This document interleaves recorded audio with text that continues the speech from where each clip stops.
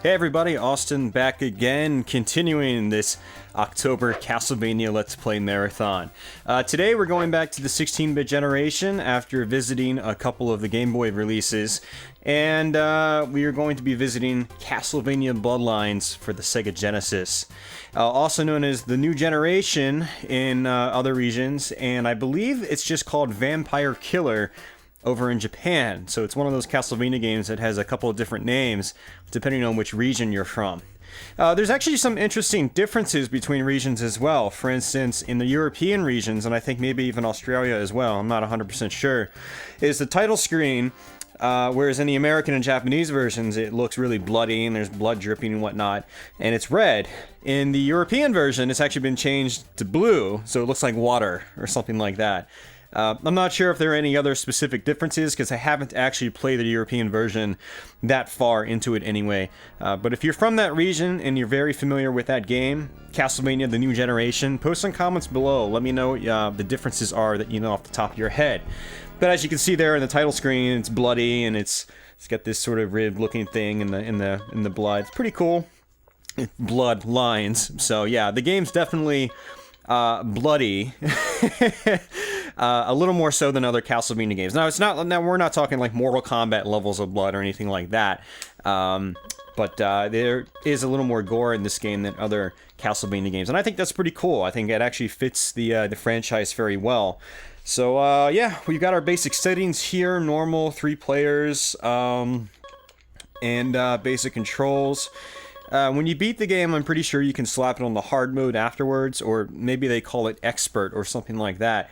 I'm not going to be trying that if I do manage to beat this game, but if you want to check out expert mode, I think I tried doing a run on expert in my original long play of this game I uploaded a couple of years back. So let's go ahead and hit start and get straight into the game.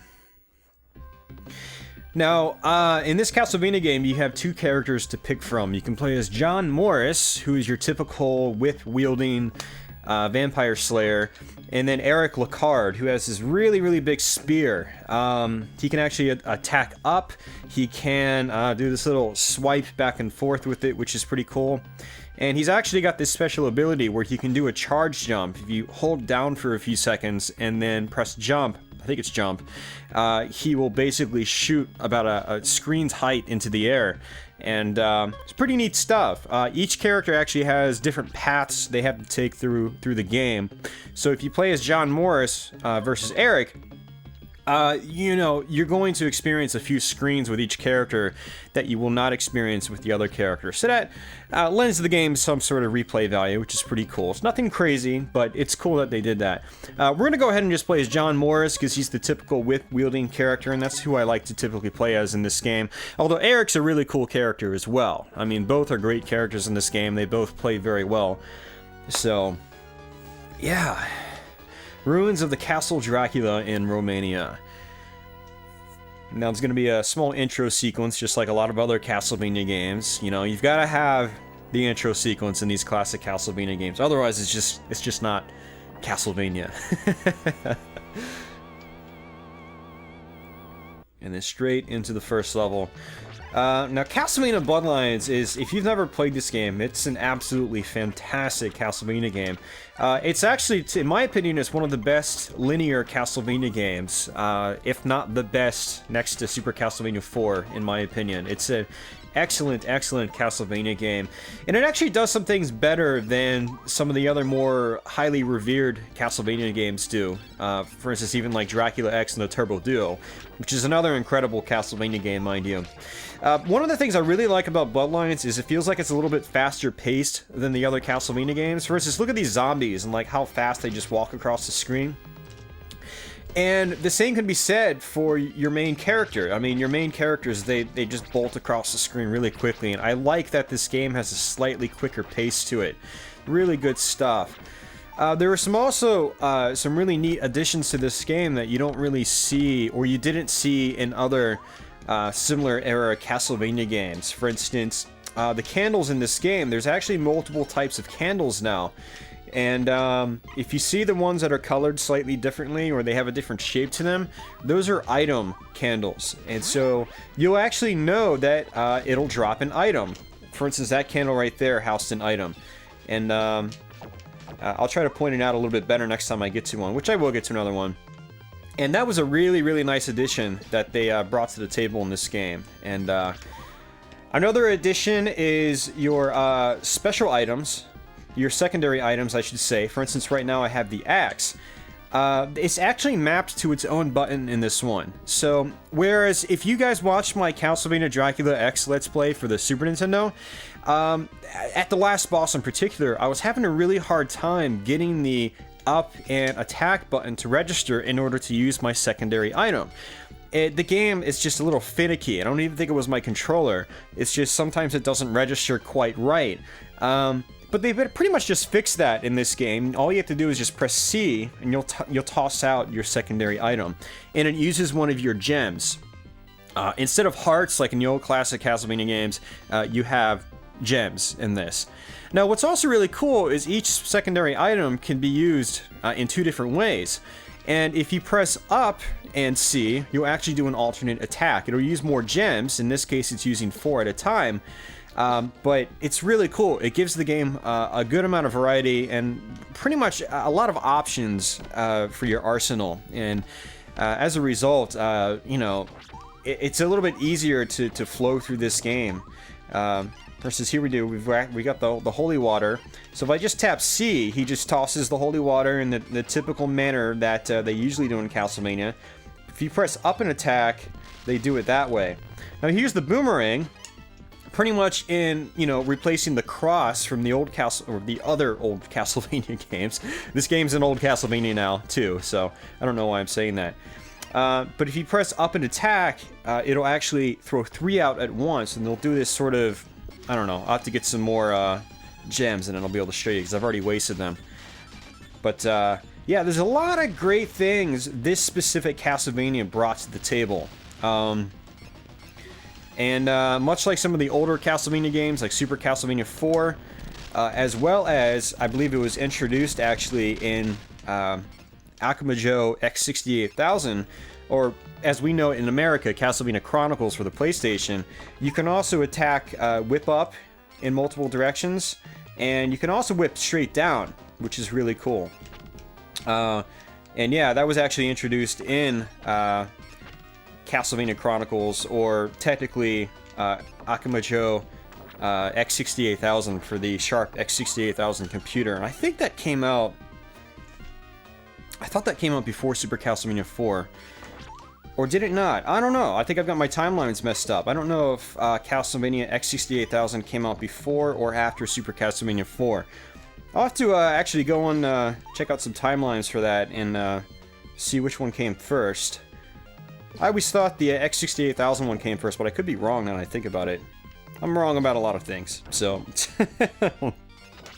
But yeah, this game also uses that functionality. You can whip down, you can whip up. Eric actually, he cannot whip up, or he doesn't really have a whip. He can't use his spear up when he's in the air, but he can actually use it up when he's standing on the ground, which is really cool. So you can just stand in place and attack diagonally up, diagonally up forward, diagonally up back, or just straight up, which is really cool. John cannot do that. If you want to whip up, you have to jump and whip, just like this. Pretty cool stuff. One of the cool things about John, though, is that he can pretty much latch on the ceilings and just whip off of them. For instance, I'll do it right here, just like that. And what I really like about it is if you want, you can just kind of goof around and like just kind of juggle yourself back and forth like this. Like so. Really neat stuff. It makes the game really fun to just kind of goof around with. And again, that's another feature you don't really have in other Castlevania games. I mean, Super Castlevania 4 has a couple things like that, mostly with the sort of whip hooks. You can whip onto these hooks in Super Castlevania 4, which we will be doing a Let's Play on eventually. And you can basically whip across like certain chasms and so forth. And it's really cool stuff.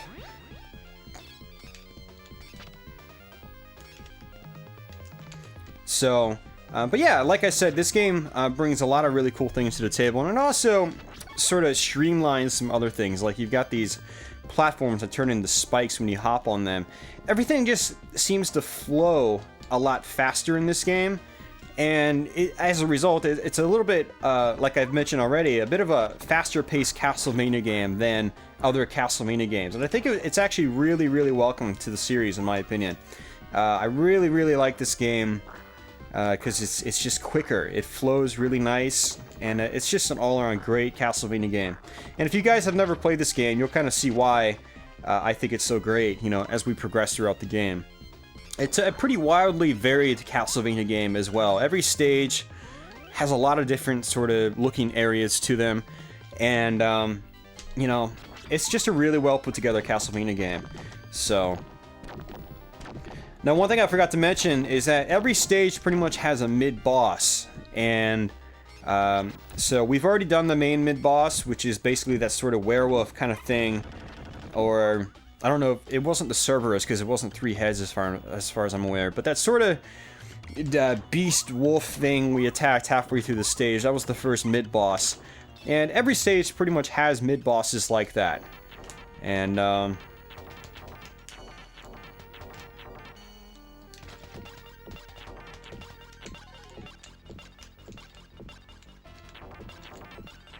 this is the secondary attack I was telling you about for the boomerang.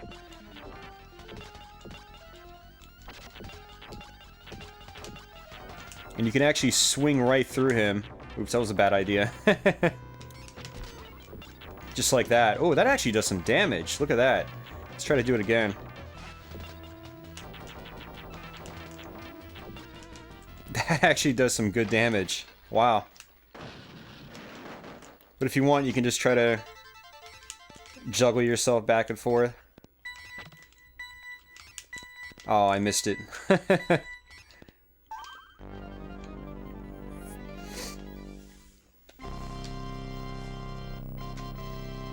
So we're already through the first stage. I think there are 6 stages in this game.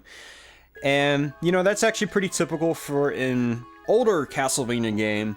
You know, Super Castlevania 4 had more stages. Dracula X on the Turbo Duo had more stages. First Castlevania had about that many stages. Castlevania 3 may have had about that many stages, depending on which path you took. But the stages in this game are typically fairly long.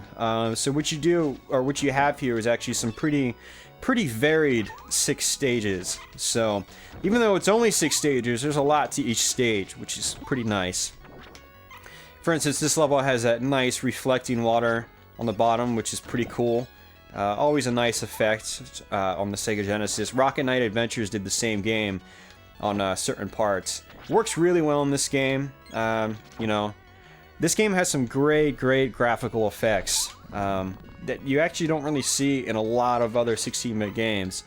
And it's just yet another reason why this is, you know, a great Castlevania game. It's just polished through and through. Great soundtrack, great graphics, great controls, great flow of the game. It's nice and fast-paced. I could probably gloat about this game all day. You haven't seen me gloat yet, though. We haven't played Super Castlevania 4 yet. We'll get there, though.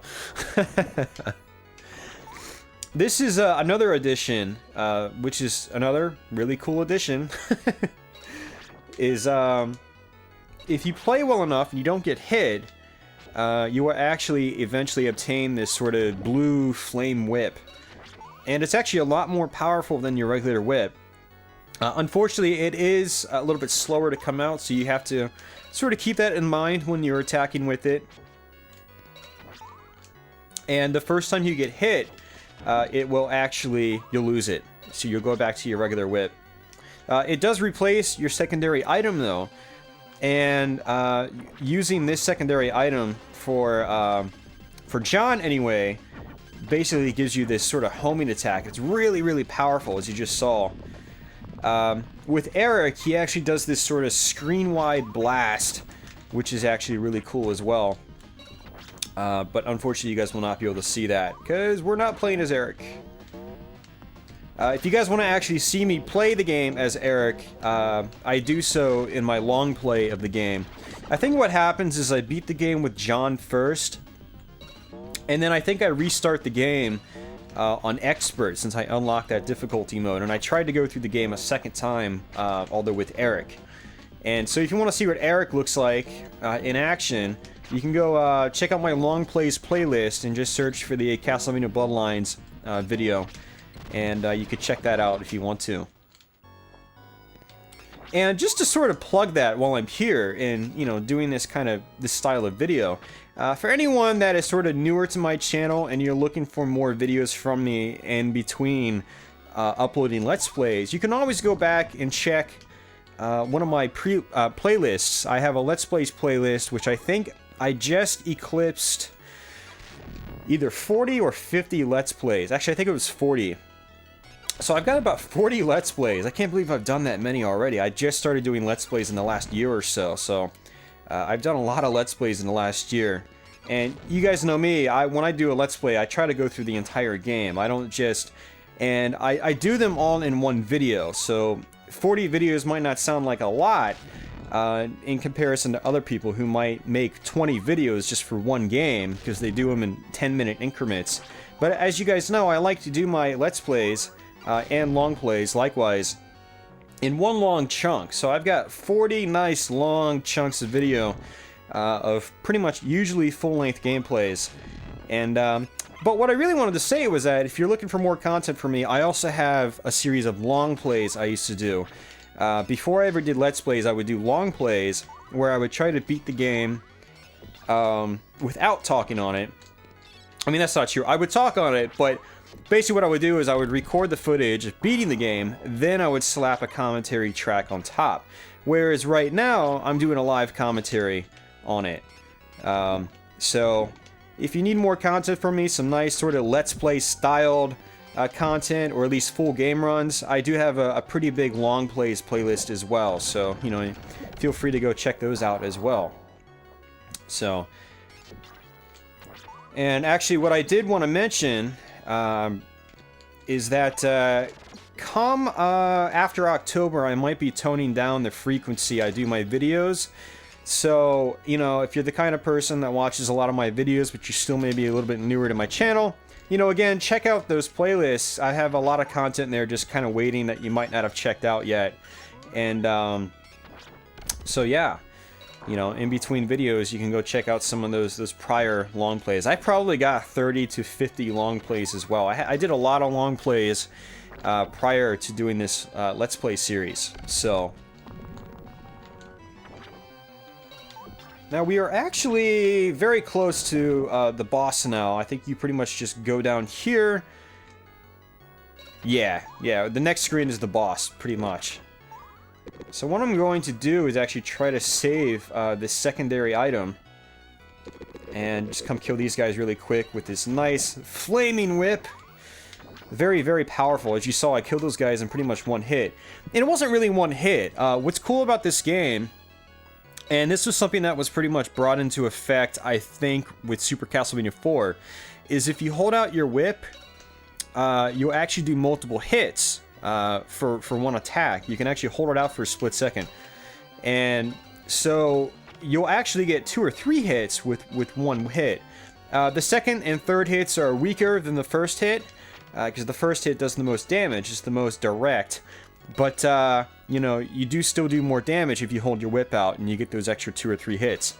Now, if you have the flame whip like I have right here, it's you know, you can kill some enemies in one hit with it by holding it out, whereas with your regular whip, you'd have to whip twice. Even with holding it out, it would still take 2 hits to kill the guys. So, the flame whip is really nice to have in this game. And since I have the special secondary item, I'm going to just keep using it. And I'm hoping it goes up and attacks his eyeball at the top of his head, because that's where his weak point is. But it doesn't look like it's wanting to do that. It's killing his main part first. Well, that sucked. Now try to hit the bosses with the flame whip as much as you can, because, again, that does the most damage. Totally just killed that guy in like 5 hits. That's how awesome the flame whip is in this game. But remember, it does come out a tiny bit slower than your regular whip. And so you do have to be careful about that. With Eric, the end of his spear will sort of catch on fire for his version of the Flame Whip. And I don't recall if his flamed spear comes out slower than his regular spear. I don't remember. It's been a while since I played as Eric. So, alright, so we're basically 2/3 of the way through the game, and this is the Leaning Tower of Pisa in Italy. This stage actually has some really cool graphical effects, and when you see people doing like YouTube videos showing off the graphical effects of this game, they always show this stage because it's a nice showpiece, and you'll see what I mean. You know, once we get a little bit farther into the stage. Now these harpies can be a little annoying, but thankfully again you can attack up, which makes your life a little bit easier. And one of the things I always liked about attacking the harpies in this game, and at least as a 13-year-old kid when I first played this game, sometimes their heads will actually pop off and they'll start just spurting blood all over the place. And it doesn't always happen. It's just sort of like random. And, you know, it's just another little thing, you know, a little bit of attention to detail. So let's see if we can actually get that. I want to show that to you before we move on. Let's kill some more harpies. Enemies just constantly respawn in this game, much like other Castlevania games, where certain enemies constantly respawn.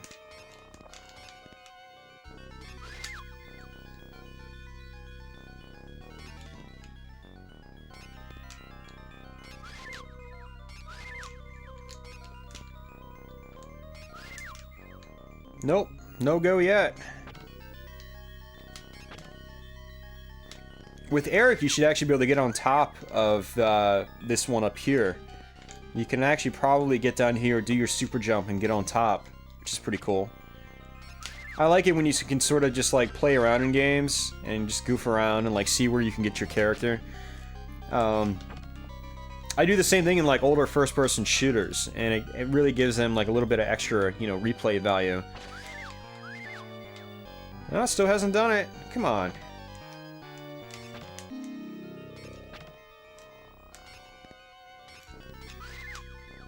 To attack him with my foot.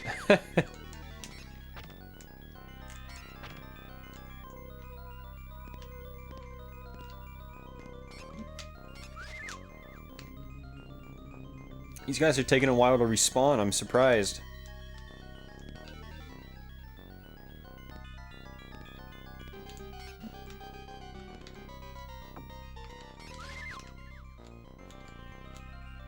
You might have to wait until they attack. No?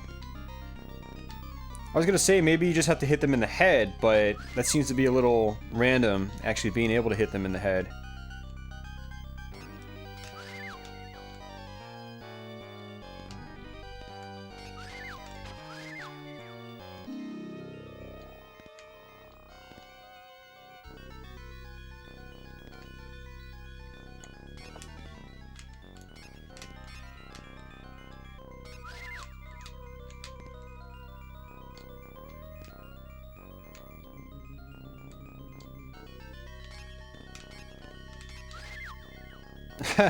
I didn't know they actually walked on the ground. That's pretty cool. That's the first time I've ever seen that, now that I think about it.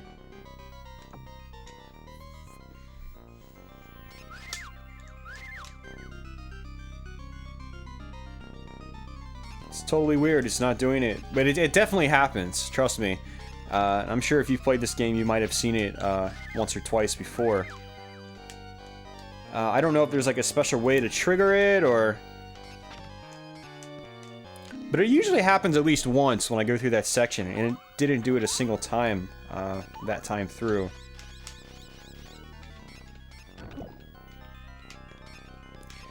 Now this part you can actually just jump over here, jump over here. If you hold up while you're jumping like that, you can actually hold on to the staircase, just like in Super Castlevania 4.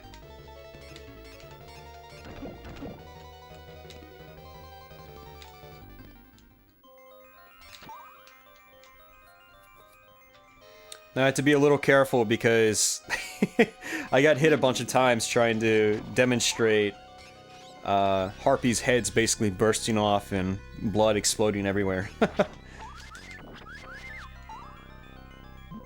Oh, that was bad.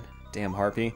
Now in this section right here, Eric can actually can jump up, and he actually has to, because this next screen he can't really do anything with. This screen is actually pretty much meant specifically for John, like so.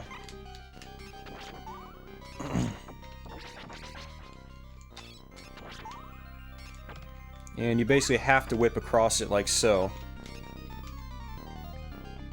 There's going to be another section in the game specifically made just for John, where you have to do that again. Now this boss is actually really easy. This is just a mid-boss. All you have to do is just shoot him with the axe. And this is a boss where he does... every hit does a ton of damage on him. Okay, and this is actually one of the sections I wanted to point out with the really solid graphical effects. Like this tower constantly just bouncing back and forth. You know, pretty cool stuff. Good little graphical effect. Oops.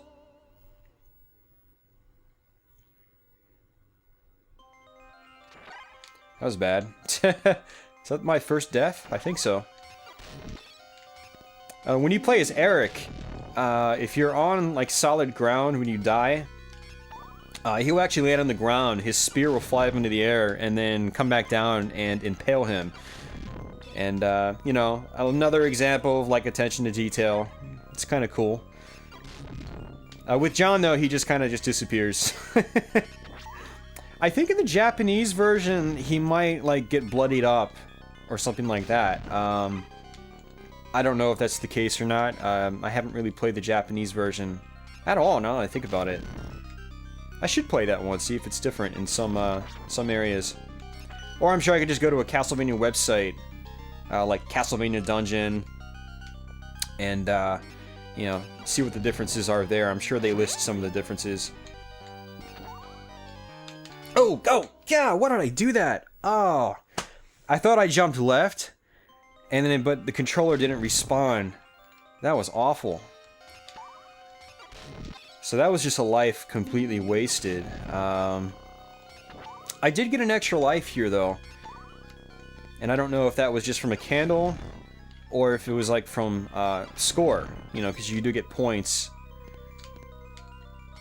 And you probably get extra lives from points in this game, just like you do in other Castlevania games.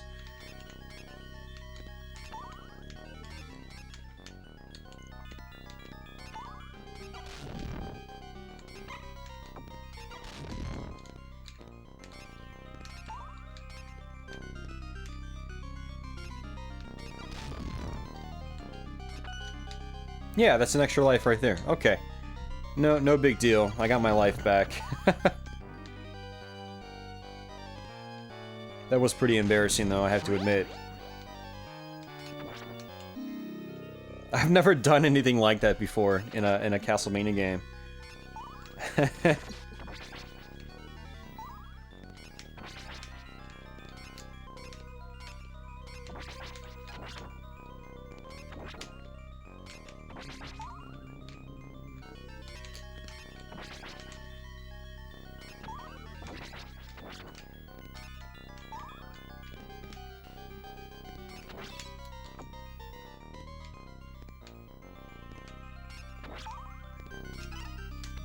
Oh, crap. Damn bats.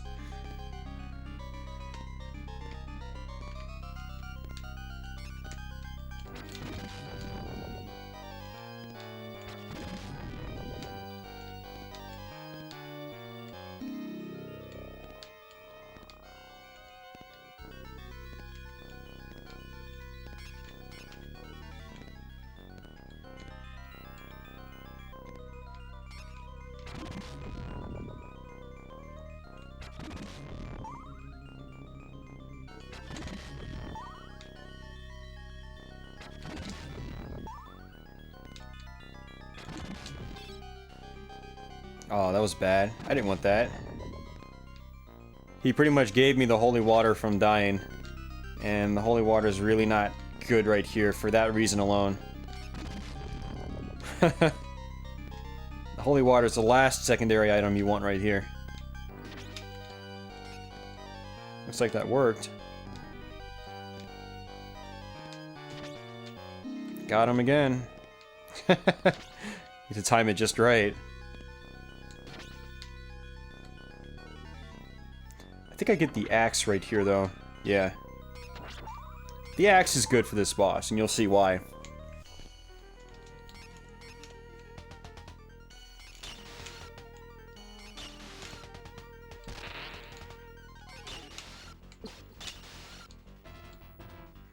Now this guy's tail is pretty much his primary means of attack. So he sort of whips it down, just like that. And then he does this little projectile attack from his whip, but if you attack him fast enough, you'll basically cancel him out of that attack pattern.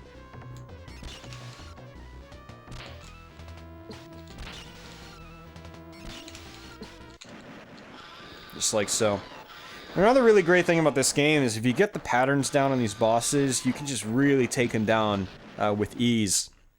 And just feel really, really good about it. It's, when you attack an enemy and your whip makes contact, it's a pretty good feeling in this game. It's kind of hard to describe, but it feels good when you attack the enemies, especially without getting hit. There's just something about it. So, the bosses do like a quick little blink and stuff like that, just like in some other Castlevania games. The Munitions Factory, Germany.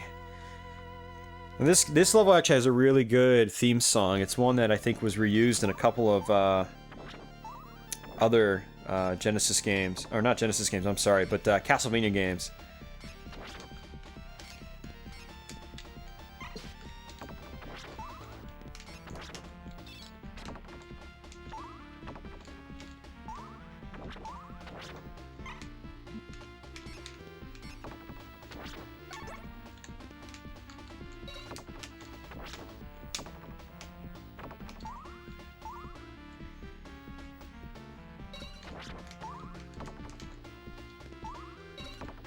Now when you attack these guys, basically their heads come off and then they spawn another skeleton where the head basically came from.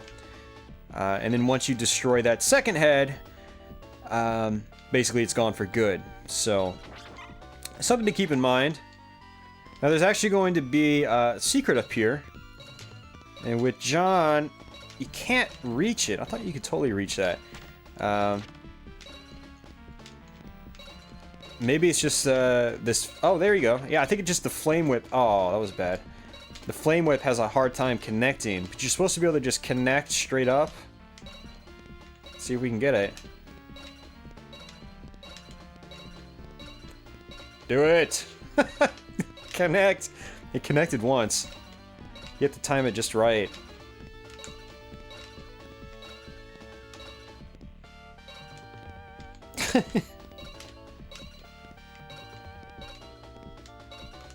Stupid ass flame whip. Alright, I'm gonna get hit. Hit me! Thank you. Alright, let's try this again. Just like that. I don't know why the flame whip wasn't connecting. It only connected once. But yeah, there's an extra life up here. And... yeah, no meat. Just wanted to double check. There's gonna be a slab of meat just right up here though. Which is really good to know. Unfortunately, I've got the holy water, which I don't really care for in this game. You know, really, ever since the first and third Castlevanias, I haven't really been a fan of the holy water as a power-up in these, you know, other old Castlevania games. So, it's just, they made the weapon a little bit weaker. So a lot of times it's like, why use it? Because you can just use your whip. Your whip is more powerful. And a lot of times the holy water doesn't go that far in these other older Castlevania games. So it's like, okay. It's like, why should I use it? I mean, the holy water didn't go very far in the first Castlevania either. But what was great about the first Castlevania is it would take down enemies extremely fast. It was very, very powerful. Same with Castlevania 3. But once Castlevania 4 came around, I mean, granted, it was powerful in Part 4 as well, but it, you know, you threw it out very, very short in that game. It was almost useless. I mean, you might as well just whip in that version. Alright, so I'm going to attempt to get this secret done here, and let me just try to demonstrate it. Just like that. Extra life. This is a bottomless pit right here, so if I fall down, I die. Now, I have to whip myself all the way back, so getting this extra life is really risky. And not really worth going for if you have a few lives already, but it's fun to do, because, you know, it takes a little bit of skill to get back. So let's go ahead and try this. Oh my god, that was dumb. I totally timed that wrong. I whipped too early. So, there you go, guys. That extra life was totally not worth going for. But we did it anyway. I don't think this extra life up here is going to reappear, but let's go ahead and try it anyway. I think the candles do at least, or some of them do. Now this part you do have to like wiggle yourself up, otherwise you're going to miss that little jump. Hey, look at that, extra life does appear. So I mean, really, if I wanted to, I can go for that other extra life again, because the extra lives keep respawning. So there's actually no risk, it's just, the only risk is how much time it takes for you to beat the level. So, this meat does not reappear though, as you can see. It's completely gone. We'll go down the staircase normally this time. We'll actually kill this guy. Those guys with the big spike change, they usually take more than one hit. It's usually 3 hits, I think. So what I like to do is wait for them to spin their thing, and then go in and attack them, or get one quick hit, and then wait for him to spin his spiked ball, and then go back in and get the other 2 hits, just like that one. Or you can just attack him from a distance with the boomerang, which always works. The boomerang is actually not that powerful, but usually you get at least 2 hits if you do it just right. So, it's a good long-range weapon, or mostly long-range weapon. Now this part you can die in 1 hit, if you're not careful with it. Axe. The axe is really good, but I usually like playing with the boomerang, because a lot of enemies just come straight at you in this game, so the boomerang is probably the most useful secondary item in this game. Whoa. Didn't see that Medusa head.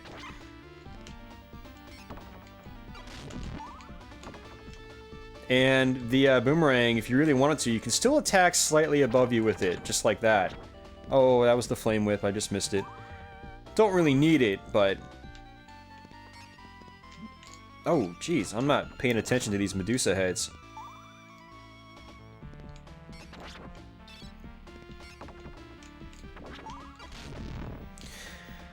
One thing I don't like about this game is that if you basically hit a candle that basically gives you the same weapon that you already have, in previous Castlevania games it would give you a 5 heart piece instead, or in this game it would basically be a 5-piece gem. Unfortunately, it doesn't do that. The weapon just drops down to the floor again, and you collect it, and it doesn't really give you anything. I'm not sure if it gives you points, because I didn't actually look at my score meter last time I picked it up. But unfortunately, it does not give you... oops, I didn't want that. Actually, this works right here. This works fine. I mean, it would be nice if they gave you 5 gems, just as if it was an older Castlevania game where they gave you 5 hearts, instead of letting you just pick the same item up again. So...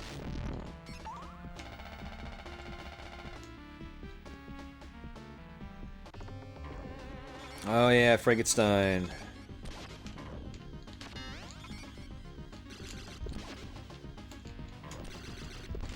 Whoa. Ow. That hurt. That hurt too. That hurt again. Oh, why did I... Ah, that was stupid. I know his pattern exactly, but I'm just like sitting there, just not paying attention.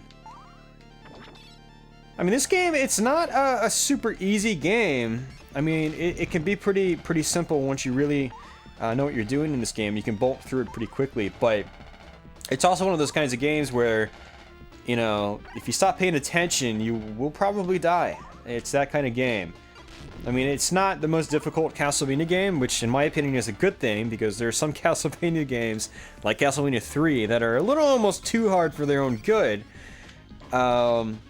This game isn't like that, but you do still have to pay attention.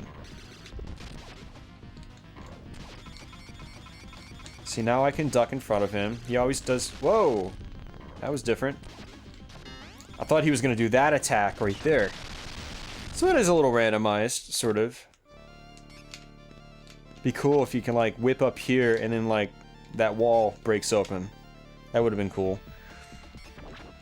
Alright, these are, like, massive, like, huge razor blades, so you will die in one hit if you touch them. So, just be careful with these things.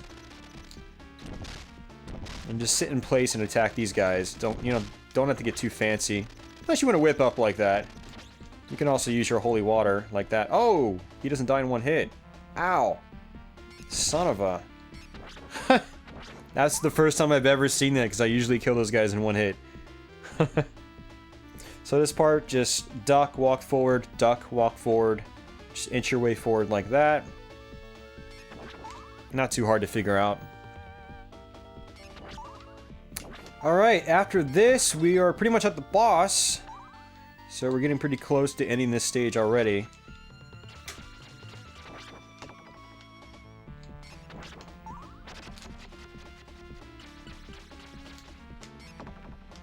So again, attack him once, then jump in. Oh! What am I doing? What am I doing? I know better than that. I just jumped straight up while the platform was moving. Then I had nothing to land on. Why did I do that?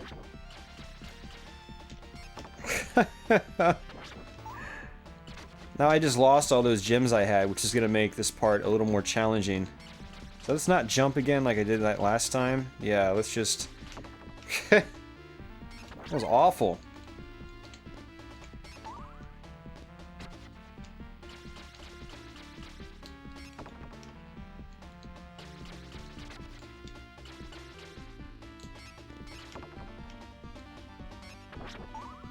There we go.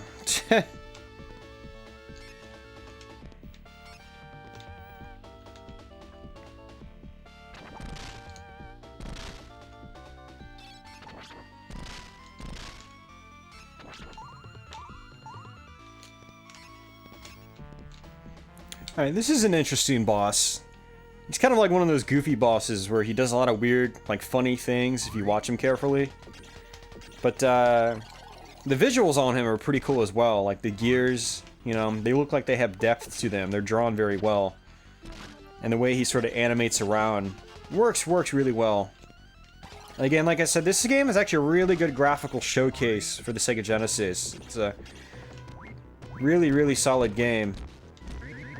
From a graphical perspective, it's just really nice.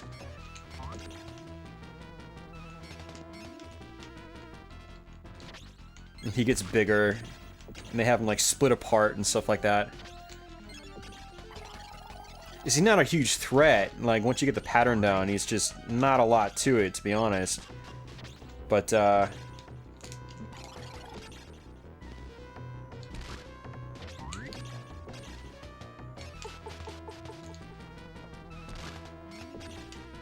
done. Do I get hit by this if I... Nope. There's some Castlevania games, like the Dracula X on the Super Nintendo, where when the boss dies, when they split apart, you actually get hurt by whatever you get hit by. I'm sorry. When the boss splits apart, whatever splits from them will actually hurt you. Like, there's the second boss in the Super Nintendo Dracula X, this bat will split apart into like 12 other little bats, and if you get hit by one of the little bats that flies out, you'll get hurt. Same with the werewolf boss. When you defeat the werewolf boss in that game, he'll basically come slamming down to the center of the playfield, basically flaming up, and if you get hit by that, you'll get hurt slightly. So I was wondering if this game had that too, but it doesn't look like it. Which is good, because there's nothing like basically beating a tough boss, getting hit by their sort of end animation and then dying from it. So that's never any fun.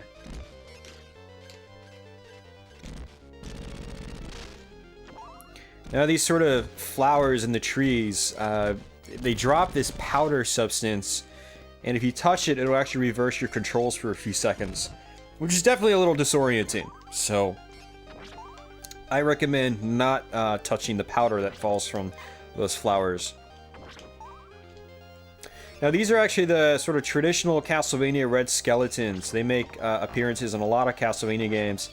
You can actually get a lot of them to spawn here, and then basically get them cornered over here, and then get a lot of like extra lives. Not really so much a lot of extra lives, but a couple, just by attacking them forever. Or until, yeah, because you don't have any time, so you can just literally do it all day if you wanted to. Oops, provided you don't get hit. See, look at all the points I'm getting when I'm doing that. Let's see, let's do it again. You can literally just grind for points and extra lives.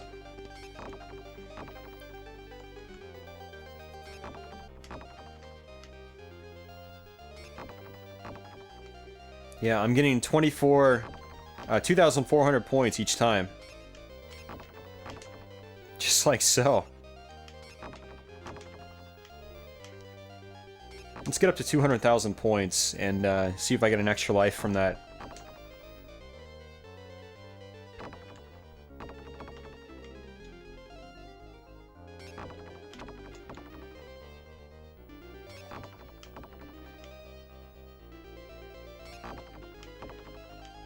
Nope. Lots of free points.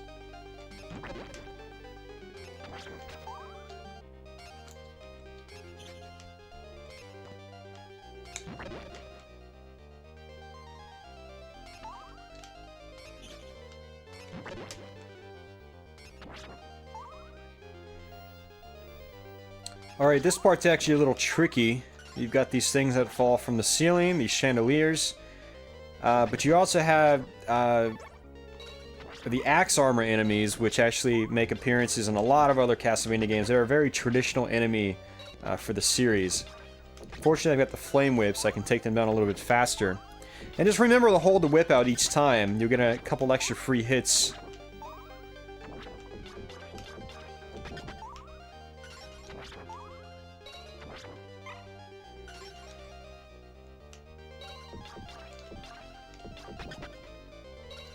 Now there's actually going to be a really big dude with a big-ass sword right here. And he always gets me. It's hard to avoid him. I don't know if I've ever avoided that guy without getting hit.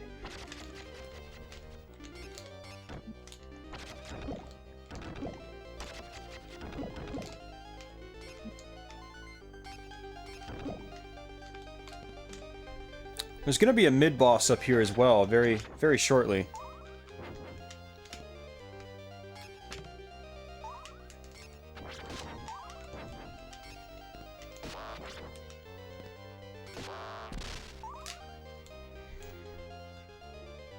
Now, that was another section back there where you had to play as Eric, and he has to go vertically.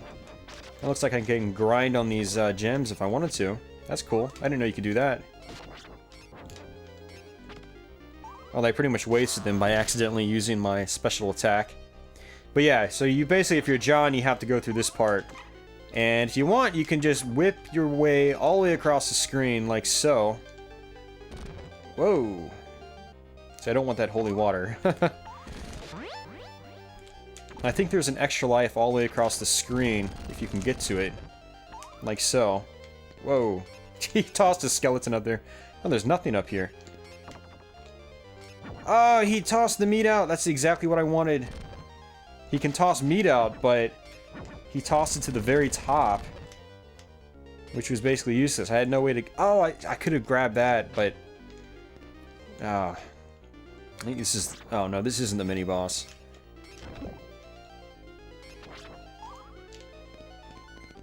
Actually, you know what? I wonder if... Oh, I can't go back. Alright, well, this is gonna be tough if I only have one hit left.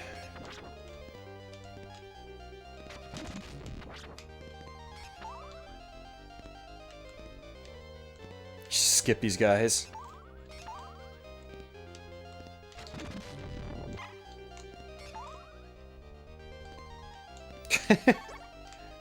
Just coming through, don't mind me. Alright, boss. Now Eric actually comes from the top because of how his path takes him.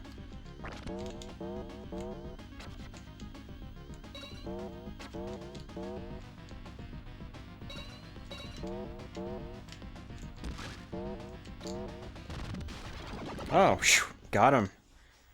Thought I was gonna die. It's okay, I'll die here instead.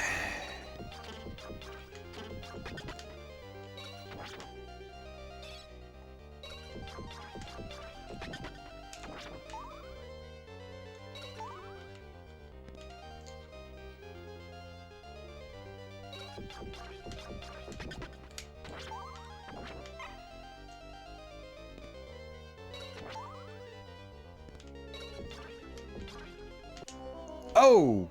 Oh, he goes through the platform. I thought he was gonna bump against that wall. Well, it's better I died here than at that mini-boss. We would have had to gone through that other section again. So... pretty much just spawned right where I was at already. No big deal. Whoa! That was close.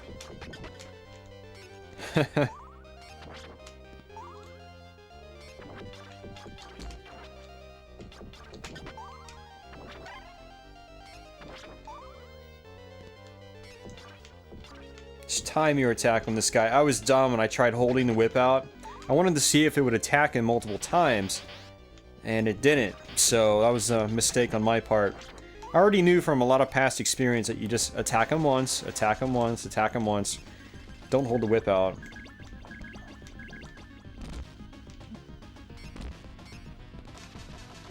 Now basically this column is this guy's weak point. And what you want to do is just try to attack these bubbles before they come out. You can basically go attack straight up like that and get them all cleared out. And I'm playing like an idiot right now. You can actually get it to where none are flying out. Just like that. You can time it just right. Whoa.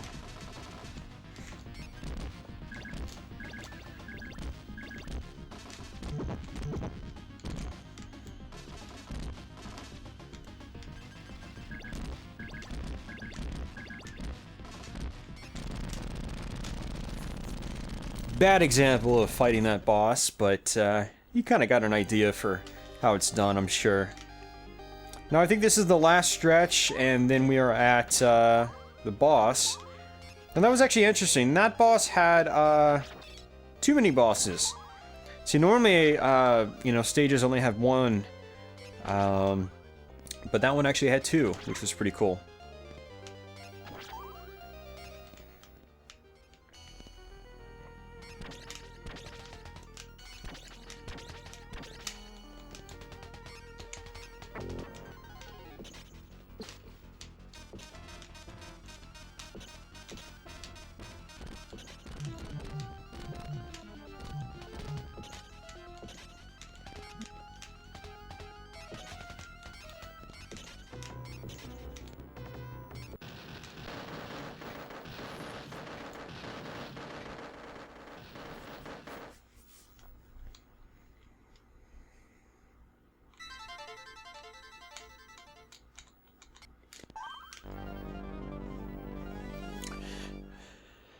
Alright, so we're at pretty much the 55-minute mark, just about. And, you know, granted I've been talking and just stopping my character a few times, so it looks like you can probably beat this game in about, I'd say about 50 minutes to 60 minutes. Because we're at the final stage now. There's going to be quite a few bosses on this stage, actually. There's going to be a boss rush, basically, which is pretty cool. Something you don't see in every Castlevania game.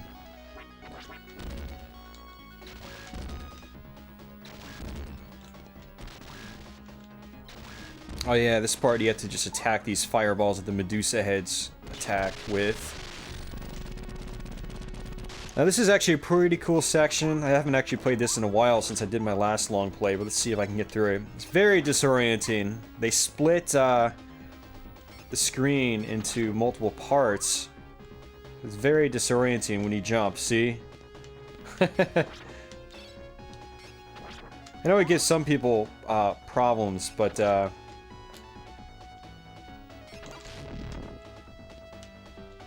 I try to just watch where my feet are, and that's the most important part, like so. And the level is set up to where, you know, if you're at the edge of a platform, if you jump, you're going to land on the next platform above. That's just how it's laid out, which is really good. Like so. It's not too bad, it's just disorienting, so if you can get used to it. Oh yeah, I forgot this goes upside down. Oh man. And up actually makes you duck. So again, this whole level just, you know, really disorients you. I think it's pretty cool. I've always liked this stage, once I got used to it anyway.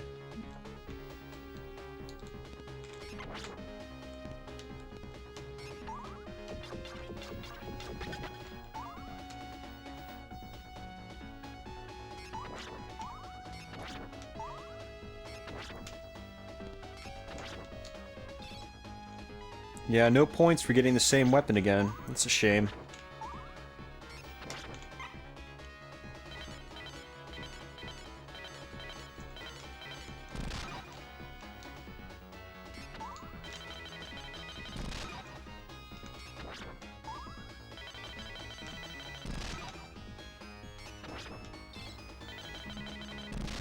Oh, wasn't paying attention.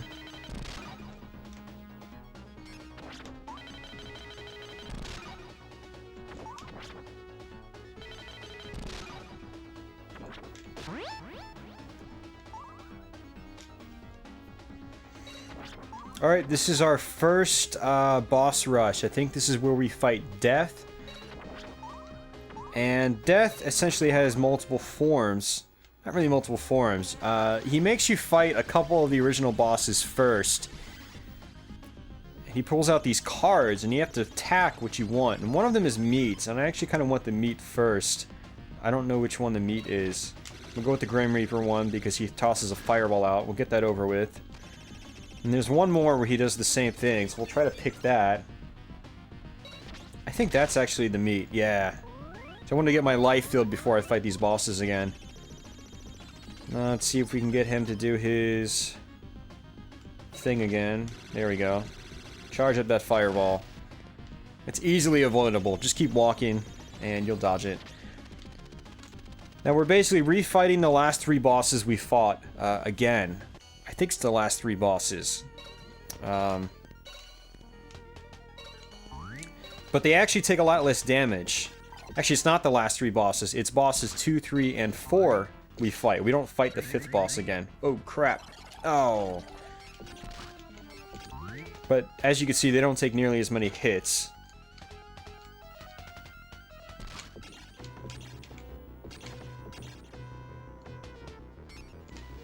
I wanted to keep the flame whip so we can actually kill them faster.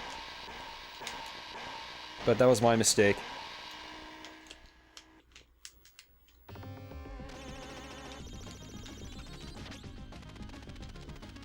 Now you actually have to fight Death after you go through all this as well, but Death is actually pretty easy in this game. Whereas Death is usually a pretty tough boss in Castlevania games, he's actually pretty much a walk in the park in this game. It's just the boss rush you have to get through. So if you're not that great at attacking these bosses, you know, this section might give you some problems.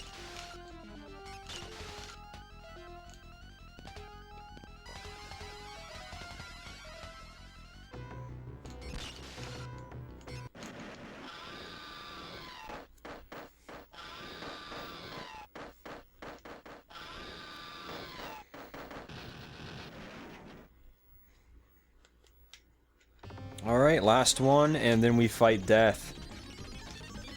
And then the next one, there's going to be another mini boss rush. We're going to fight Medusa, and we're going to fight this chick, Countess Bartley.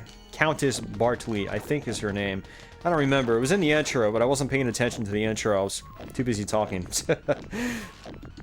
But you basically fight one of the main nemesises in the game. And then after that, you basically will fight Dracula.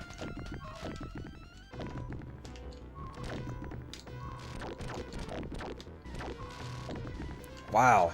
That was one hit. Took away all that life. So even though it's a boss rush, like I said, the enemies take a lot more damage from you when you attack them. So they pretty much go down without a fight. Now, if I had the Flame Whip, we would have killed that guy even faster. But I guess I have a chance of getting the Flame Whip once more. We'll see.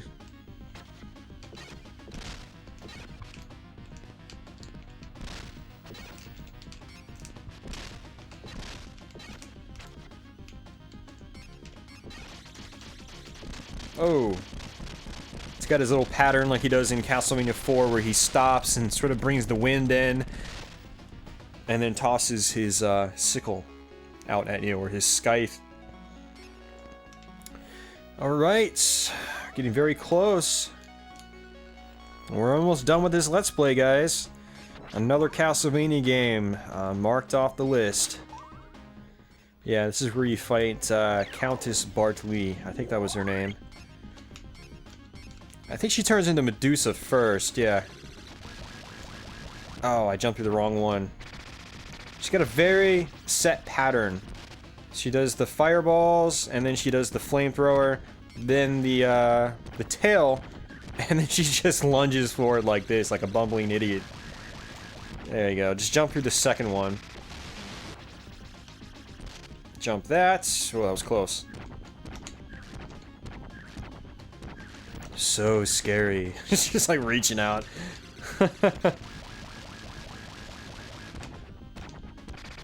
There are some really tough Medusa fights in the Castlevania games. For instance, Haunted Castle, the arcade game, as well as Castlevania Chronicles, or again, the X68000 version of Castlevania. Now this is an interesting formation. What I like to do is sit in the middle of the screen, jump forward, and attack this chick. And if you're too slow, she'll throw out a fireball, and it does a lot of damage if you get hit by it. But if you sit in the middle of the screen, it's just enough distance to hit her with the whip when you jump over. And what I like to do is just kind of watch her animation as she splits apart and then comes back together. You can kind of tell where she's going to appear by the parts sort of zooming in to where she appears. So you can get a head start on attacking her by kind of knowing where she's going to appear, just by watching the animation. Just like so. You can be very precise with it, and she's basically no threat if you can just keep doing this. She's only really a threat if you let her throw the fireballs out. So kind of like this, bam, free hit. Free hit. And she only takes damage once you destroy the sort of little globes floating around above you. Every hit takes one away, and then when all of them go away, she actually takes the damage. Free hit. Free hit. Free hit. Free hit. Oh, one more pattern, then she's dead. Not really a free hit, because you're still fighting the boss legitimately, but it's just like, again, if you time it just right, she's absolutely no threat to you. Now, it would probably be a little more difficult if you didn't have a fully powered whip, because it doesn't go as far as this fully powered whip does. So, it might be a little bit harder if you weren't powered up, but you should be powered up. I mean, if you beat death, you should be able to beat death with still having plenty of life left over, so...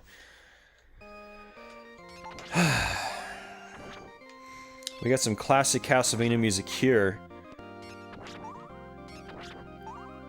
This music was in Super Castlevania 4, as well as the X68000 version of Castlevania. Great theme song. One of my favorites in the series, actually. It's just one of those, like, epic themes.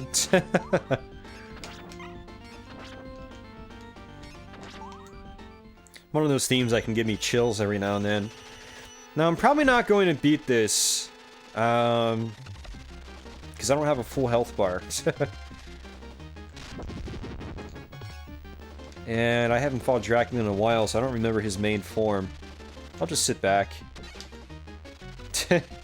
Oh, this is one of those fights where you just attack him and he just goes away right away. Oh, that's easy.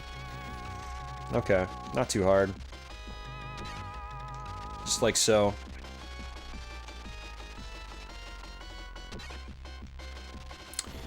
Let's see, I'll probably have to do this fight over because his third form is tricky to dodge some of his patterns.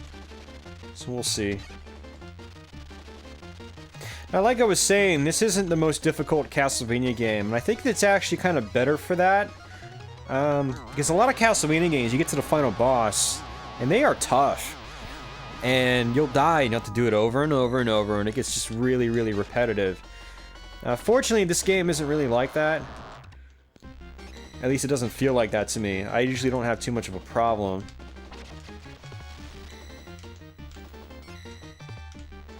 Oh.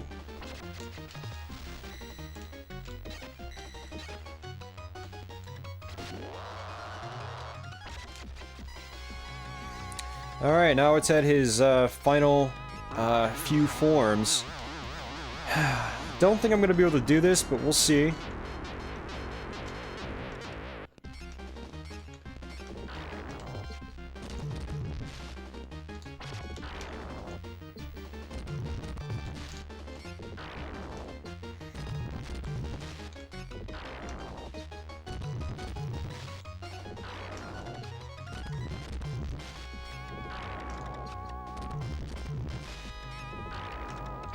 Yeah, he's gonna start doing this flamethrower bit, and that's the hard part.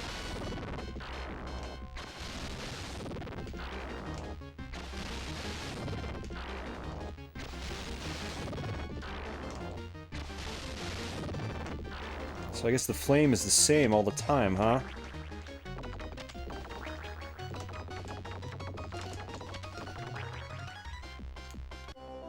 Ah, so close.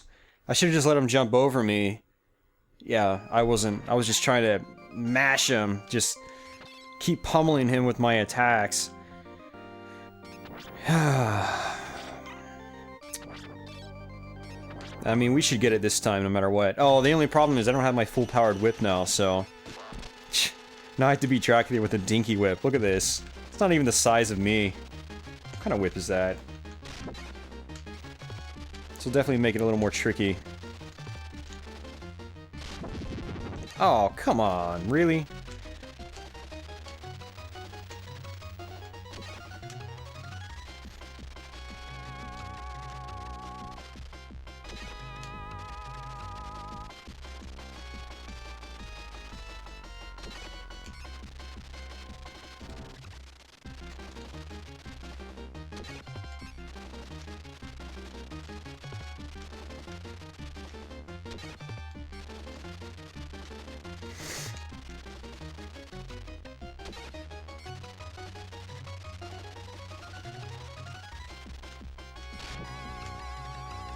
Alright. Back onto his little wizard form. Or his wraith. Whatever you want to call it.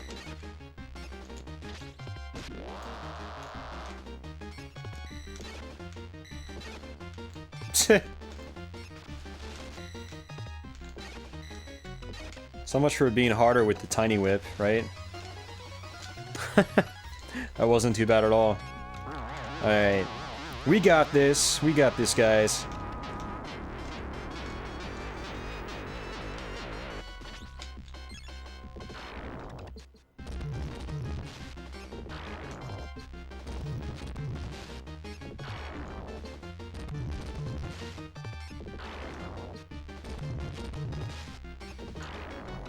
This boss fight is clearly taking advantage of the Genesis' scrolling capabilities. You can see a bunch of different layers of scrolling in the background.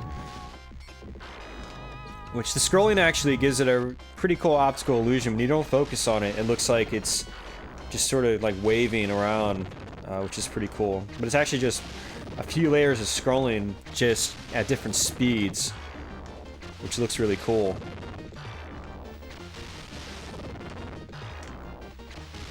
And there's this like pseudo scaling effect going on when he gets like stretched out. It's pretty cool. All right, just let him go over me again.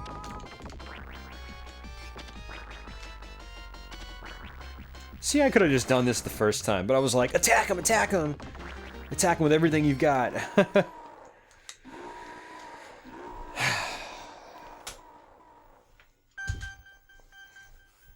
Oh. I dropped the controller, but you have to grab this last item.